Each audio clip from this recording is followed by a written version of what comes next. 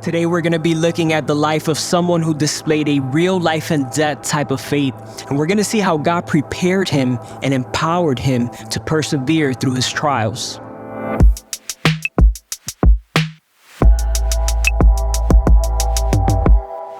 You see, faith in Christ was not lip service for Stephen.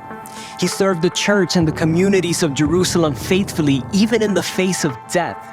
He served God even when the enemies of the church wanted him to stop, and he wasn't afraid to suffer for Jesus. He fearlessly preached the gospel in love and in truth, and his listeners stoned him to death.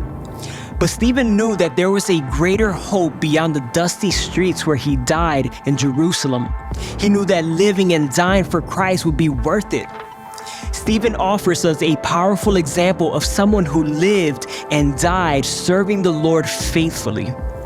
God used Stephen's death to grow the church and to spread the gospel. And in the same way, God can use the trials that we face as opportunities to show the world what real faith and a real God looks like. So let's not shrink back. Let's be unashamed of Christ no matter what the circumstances may be.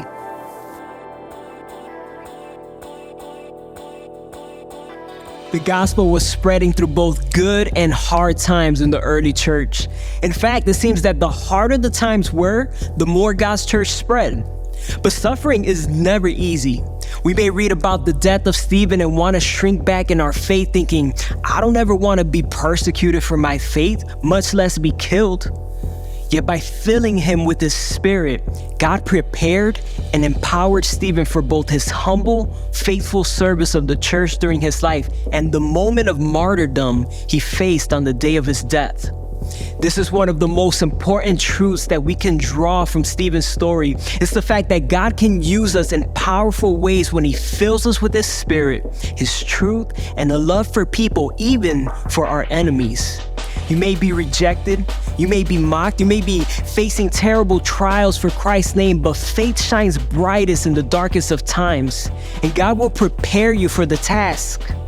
Your submission to his will, no matter the cost, will always be used by him to display who he is to this needy, Christ-opposing world.